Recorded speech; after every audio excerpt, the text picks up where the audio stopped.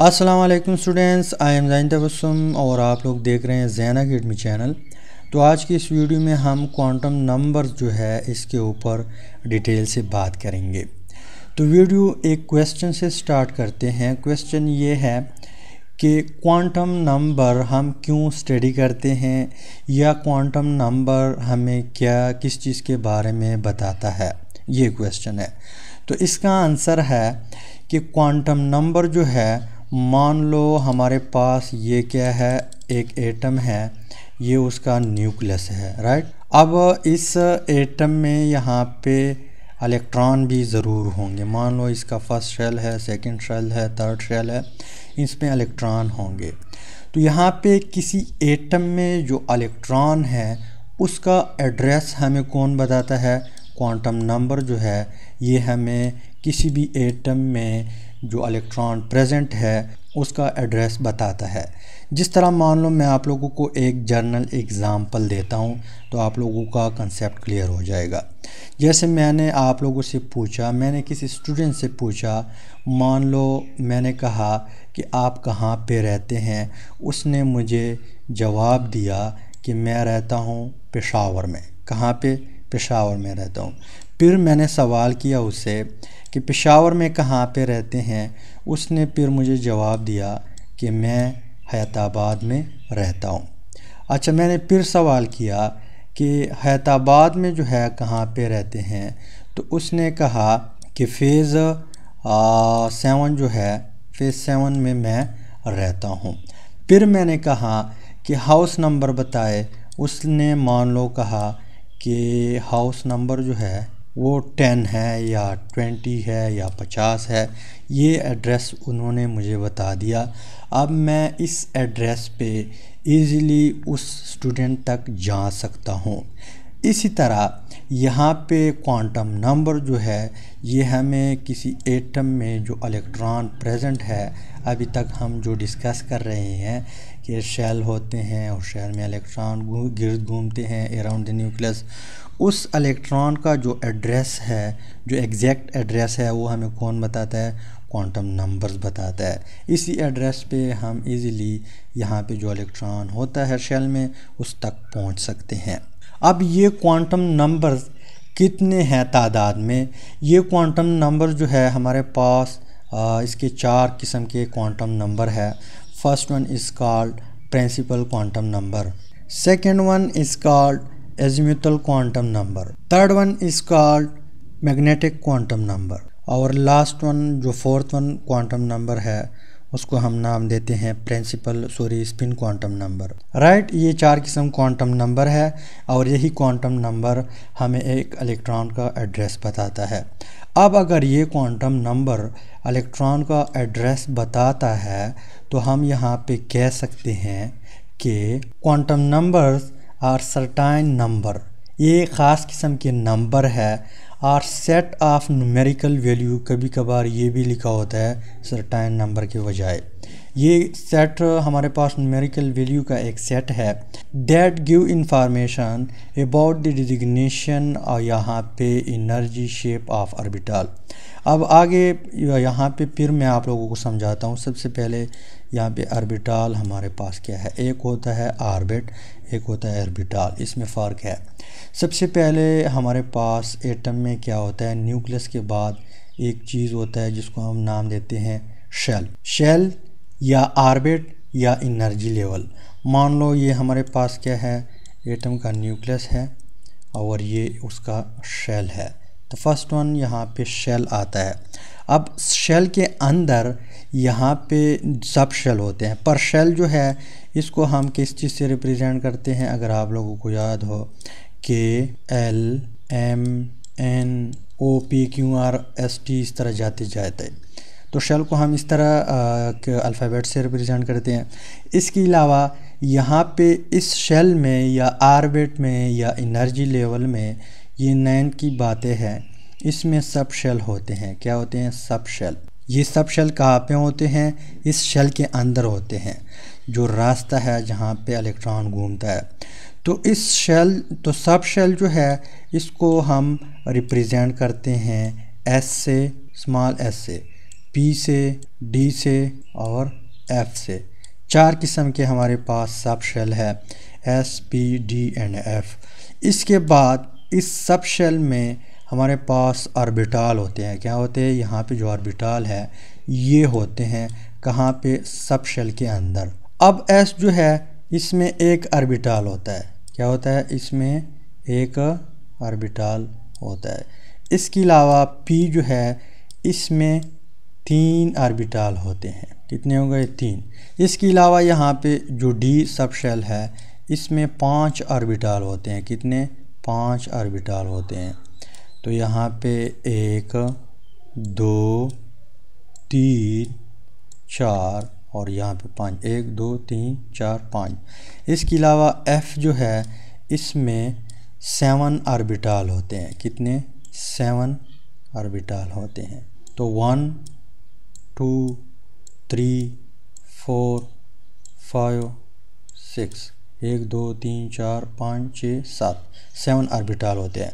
अब डिजिग्नेशन का मतलब ये है, designation energy shape of orbital, यानी इसकी यहाँ पे ये P वाले D वाले जो ऑर्बिटल है इसकी एनर्जी क्या होगी? सेम होगी। इसका शेप भी सेम होगा पर x y z एक्सिस में हो सकता है। इसी तरह यहाँ पे इसमें 3 ऑर्बिटल है P में। तो डिजिग्नेशन का मतलब ये है कि इन तीनों का एनर्जी क्या होगी? सेम होगी और इसका शेप भी सेम होगा, पर यहाँ पे x एक्सिस, y एक्सिस और z एक्सिस में ये जा सकता है। तो डिजिग्नेशन का मतलब ये है of an electron in an atom. अब यहाँ पे इलेक्ट्रॉन जो होता है ये हमारे पास क्या होता है? इस ऑर्बिटल में प्रेजेंट होता है, इसमें प्रेजेंट होता है। एक ऑर्बिटल में तकरीबन 2 आ सकते हैं। यहाँ पर भी 2 आ सकते हैं, यहाँ पर भी 2 आ सकते हैं, यहाँ पर भी 2 आ सकते हैं। इसके अलावा इसमें भी 2। तो जाते जाते इसमें तकरीबन मैक्सिमम 10 इलेक्ट्रॉन आते हैं, इसमें 6 इलेक्ट्रॉन आते हैं और F में 14 इलेक्ट्रॉन आते हैं, राइट। तो यहाँ पे क्वांटम नंबर जो है ये हमारे पास न्यूमेरिकल वैल्यू है या सर्टेन नंबर है जो हमें बताता है किस चीज़ का, इसके अंदर जो शेल में सब शेल है ये बताता है। इसके अलावा जो ऑर्बिटल है इसके बारे में बताता है, इसका शेप किस तरह है, एनर्जी कितनी है, ये वगैरह सब चीज़ें हमारे पास ये बताता है। कौन? क्वांटम नंबर, ये सारे क्वांटम नंबर। और इसमें जो इलेक्ट्रॉन है इसका एड्रेस हमें बताता है। इसके बाद यहाँ पे बुक में एक बात लिखी हुई है, शायद किसी ने आप लोगों को पढ़ाया होगा या आपने ख़ुद देखी होगी कि क्वांटम नंबर जो है ये 3 क्वांटम नंबर, ये 3 जो है principal quantum number, azimuthal quantum number, magnetic quantum number. मैं इसको करता हूँ कॉपी और यहाँ पे किया पेस्ट।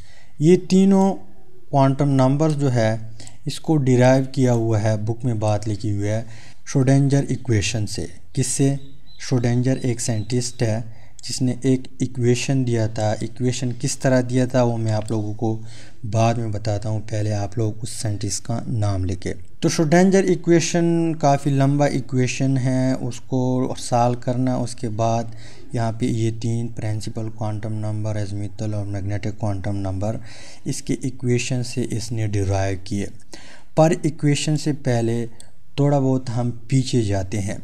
अगर आप लोगों को याद हो, बोर एटॉमिक मॉडल जो है उसने कहा कि यहाँ पे जो न्यूक्लियस है और यहाँ पे जो शेल में इलेक्ट्रॉन घूमता है अराउंड द न्यूक्लियस, ये हमारे पास क्या है? एज ए पार्टिकल बिहेव करता है। ये इलेक्ट्रॉन जो घूमता है ये एज ए पार्टिकल बिहेव करता है। ये किसने कहा? बोर ने कहा, ठीक। इसके बाद एक साइंटिस्ट है जिसका नाम है डी ब्रोए और दूसरा साइंटिस्ट है जिसका नाम है हेज़नबर्ग। इसने कहा कि ऐसा नहीं है कि ये हमारे पास जो इलेक्ट्रॉन है एज ए पार्टिकल है, ये हमारे पास एज ए वेव बिहेव करता है। कैसे? यहाँ पे मैं आप लोगों को फिर यहाँ पे एक स्ट्रक्चर ड्रा करता हूँ तो आप लोगों को सही समझ आ जाएगा। ये मान लो हमारे पास क्या है? एटम का न्यूक्लियस है। तो यहाँ पे जो इलेक्ट्रॉन घूमता है ये एज ए वेव क्या करता है? बिहेव करता है। क्या करता है? As a wave. बोर ने कहा कि पार्टिकल बिहेव करता है, पर डी ब्रोए और इसके अलावा हेज़नबर्ग ने कहा कि ये एज ए वेव बिहेव करता है। जिस तरह लाइट की वेव है या साउंड की वेव है, इसी तरह इलेक्ट्रॉन भी एज ए वेव इस तरह घूमता है। अब यहाँ पे जैसे ही ये थ्योरी आ गई तो यहाँ पे बोर वाली मॉडल जो है ख़त्म हुआ और उसको लोगों ने छोड़ दिया। इस मॉडल के ऊपर लोगों ने यकीन किया और इसके ऊपर काफ़ी काम किया, रिसर्च शुरू हुआ। तो श्रोडिंगर ने कहा कि यहाँ पे जो इलेक्ट्रॉन घूमता है अराउंड द न्यूक्लियस, ये प्रोबेबिलिटी वेव है। प्रोबेबिलिटी वेव से कि यहाँ पे इलेक्ट्रॉन हो सकता है, यहाँ पर भी हो सकता है, यहाँ पर भी इसका चांस है, यहाँ पर भी इसका चांस है इलेक्ट्रॉन का, यहाँ पर भी चांस है, हर जगह इलेक्ट्रॉन का चांस है क्योंकि वो वेव है। तो इसने हमें कह दिया, श्रोडिंगर ने फिर इलेक्ट्रॉन का वेव इक्वेशन दे दिया। अब वो इक्वेशन काफ़ी लंबा है, मैं यहाँ पे नहीं लिखता, सिर्फ कोर्स में ये बात लिखी हुई है कि इन 3 क्वांटम नंबर को श्रोडिंगर इक्वेशन से डिराइव की है। तो उस इक्वेशन से फिर इसको डिराइव की है और अब हम क्या करते हैं, 1 बाय 1 स्टडी करते हैं। तो यहाँ पे हम सबसे पहले प्रिंसिपल क्वांटम नंबर जो है उसको स्टार्ट करते हैं। तो प्रिंसिपल क्वांटम नंबर जो है फर्स्ट वन क्वांटम नंबर है और इसका जो फर्स्ट वन पॉइंट है उसको आप लोगों ने यहाँ पे नोट करना है। उसमें कहता है कि this quantum number represent the main energy level or shell in which, यहाँ पे क्या है, विच है, in which the electron is present. यहाँ पे प्रिंसिपल क्वांटम नंबर हमें क्या बताता है, शेल बताता है या एनर्जी लेवल बताता है, यानी फर्स्ट वन एड्रेस बताता है। जैसे मैंने आप लोगों से पूछा या आपने किसी से पूछा, उसने अपने शहर का नाम बता दिया। इसी तरह प्रिंसिपल क्वांटम नंबर शहर का नाम बताता है। यहाँ पे न्यूक्लियस है और यहाँ पे जो शेल है ये हमारे पास मान लो सिटी है जहाँ पे आप रहते हैं। इस तरह इलेक्ट्रॉन जहाँ पे रहते हैं इसको हम सिटी नाम देते हैं। तो उसने पहला एड्रेस बता दिया, किसने, प्रिंसिपल क्वांटम नंबर ने। तो इलेक्ट्रॉन कहाँ पे होता है, इस ऑर्बिट में, ऑर्बिट या एनर्जी लेवल या शेल में होता है। ये हमें कौन बताता है, principal quantum number. First one point है। इसके अलावा सेकंड वन पॉइंट है, प्रिंसिपल क्वांटम नंबर जो है इसको हम रिप्रेजेंट करते हैं स्मॉल एन से। किस चीज़ से, स्मॉल एन से। यानी यहाँ पे इसका मतलब ये है कि ये हमारे पास क्या है, फर्स्ट शेल अगर हो तो एन यहाँ पे क्या होगा, 1 होगा। अगर दूसरा शेल हो तो n की वैल्यू 2 होगी, तीसरा तो 3, फोर्थ वन तो 4। तो कहने का मतलब ये है कि जो प्रिंसिपल क्वांटम नंबर है Qn मीन्स क्वांटम नंबर, इसको हम रिप्रेजेंट करते हैं स्मॉल n से। इसके अलावा जो थर्ड वन पॉइंट है प्रिंसिपल क्वांटम नंबर का, उसकी तरफ आते हैं।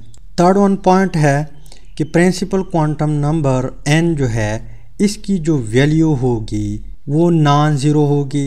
यानी इस तरह नहीं होगा कि n इज़ इक्वल टू 0 होगा, n इज़ इक्वल टू 0 नहीं होगा। इसके अलावा पॉजिटिव होगा, यानी जो वैल्यू होगी वो पॉजिटिव होगी। पॉजिटिव का मतलब ये है कि 1 2 3 4 यहाँ पे पॉजिटिव हैं लेकिन हम नहीं लिखते। नेगेटिव है तो नेगेटिव हम इस तरह लिखते हैं -1 -2 -3। इसी तरह नहीं होगा, इसको हम क्रॉस देते हैं। इस तरह वैल्यू नहीं होगी, n जो है पॉजिटिव होगी और इंटीग्रल वैल्यू जैसे 1 2 3 4 एंड सो ऑन। इस तरह हम क्या करते हैं, n की वैल्यू रिप्रेजेंट करते हैं, यानी n इस तरह होगा। इसके अलावा जो नेक्स्ट वन पॉइंट है उसकी तरफ आते हैं। फोर्थ वन पॉइंट है कि an electron with n is equal to 1। अगर n इज़ इक्वल टू 1 हो तो इसका मतलब ये है कि ये फर्स्ट वन शेल की बात हो रही है। इसमें जो इलेक्ट्रॉन होगा उसकी एनर्जी सबसे कम होगी as compare to second one, third one, fourth one और fifth one and so on. यानी इसकी एनर्जी कम होगी, पर यहाँ पे ये मजबूती से न्यूक्लियस ने पकड़ा हुआ होगा। किस चीज़ ने, न्यूक्लियस ने इसको फिर मजबूती से पकड़ा हुआ होगा।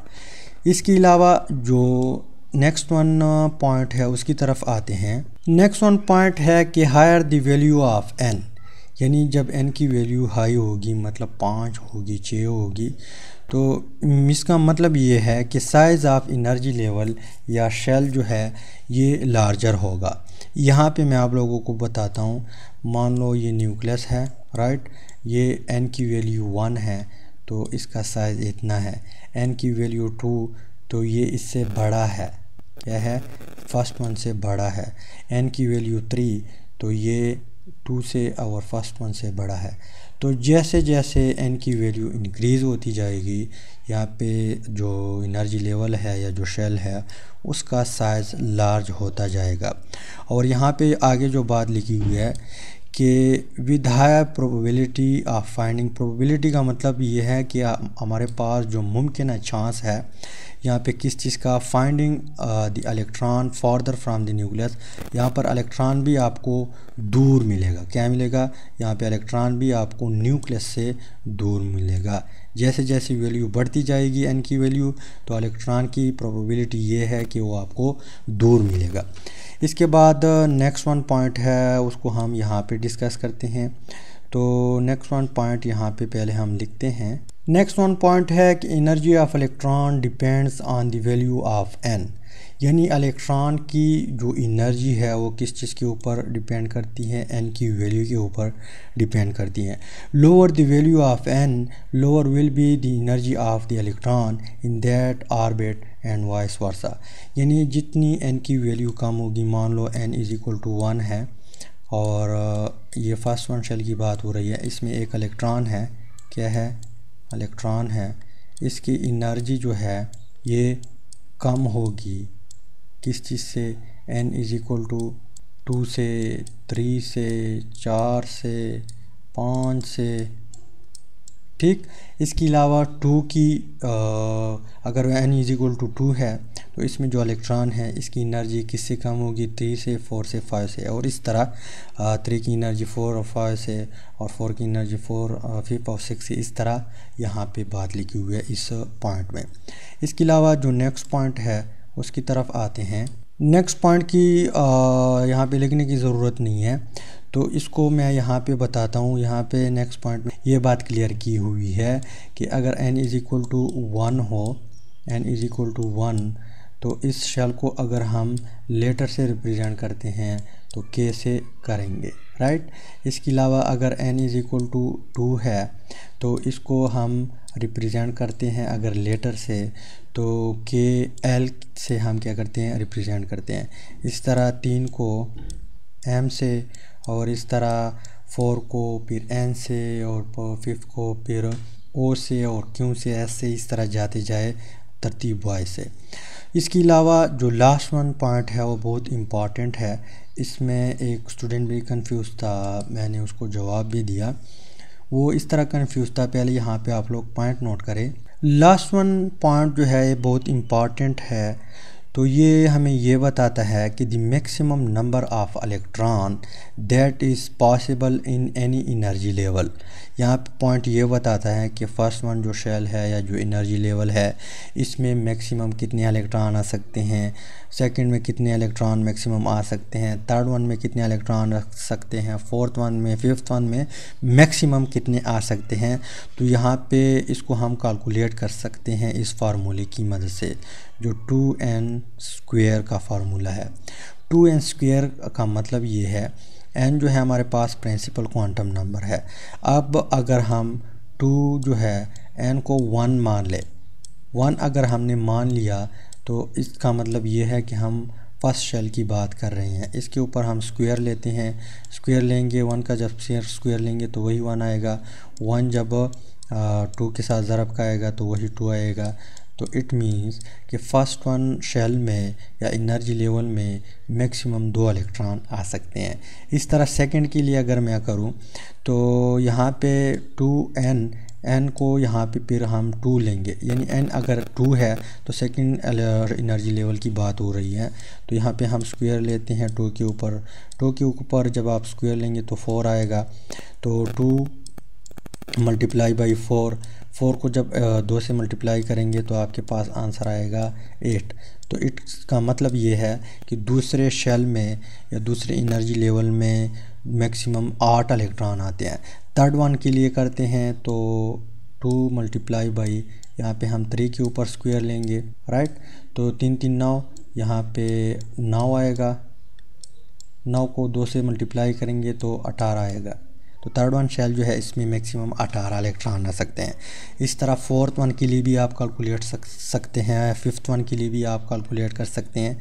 सिर्फ n की वैल्यू डालें, उसके ऊपर जो स्क्वायर है पहले उसको ले लें और फिर यहाँ पे 2 से मल्टीप्लाई करें तो आपके पास मैक्सिमम तादाद आ जाएगा कि फ़लाँ शेल में इतने इलेक्ट्रॉन हम डाल सकते हैं। अब यहाँ पे इस चीज़ में एक स्टूडेंट कंफ्यूज था, उसने एक एटम लिया था, मेटल था, अभी मुझसे बोल गया पर पोटाशियम था या कैल्शियम था, कोई भी था। उसने कहा कि थर्ड वन में हम जो है फार्मूले से जो है 18 इलेक्ट्रॉन डालेंगे, यानी फार्मूला हमें 18 इलेक्ट्रॉन कहता है कि डालो, पर यहाँ पे डाल सकते हैं या डालो, लेकिन इसमें 1 इलेक्ट्रॉन आया है। तो फार्मूला सिर्फ हमें ये बताता है, पॉइंट नोट करें, कि इसमें मैक्सिमम 18 आ सकते हैं, मैक्सिमम 8 आ सकते हैं, मैक्सिमम 2 आ सकते हैं। ये इसके ऊपर आपको फोकस यानी फोर्स नहीं करता कि आप 18 के 18 डालेंगे, आप 8 के 8 डालेंगे, आप 2 के 2 डालेंगे। तो इसमें 18 मैक्सिमम आ सकते हैं, पर 1 2 3 4 5 6 7 8 9 10 इस तरह जाते जाते कम भी आ सकते हैं। ये एटम अपने आप को देखता है, जो स्टेबल कॉन्फ़िगरेशन इसमें आता है, यानी जिस कॉन्फ़िगरेशन से इसमें स्टेबिलिटी आती है, फिर ये एटम जो है ख़ुद में इलेक्ट्रॉन इसी तरह डिस्ट्रीब्यूट करते हैं कि किसी में 8 डालते हैं या 7 डालते हैं और किसी लास्ट वन में 1 डालता है, 2 डालते हैं। ये एटम जो है अपने आप को ख़ुद देखता है। तो फार्मूला हमें सिर्फ यहाँ पे मैक्सिमम बता सकता है, ये नहीं कहता कि आप ज़रूर 18 डालेंगे, आप ज़रूर 8 डालेंगे। तो यहाँ पे प्रिंसिपल क्वांटम नंबर ख़त्म होता है। उम्मीद करता हूँ क्वांटम नंबर्स और प्रिंसिपल क्वांटम नंबर की समझ आई होगी।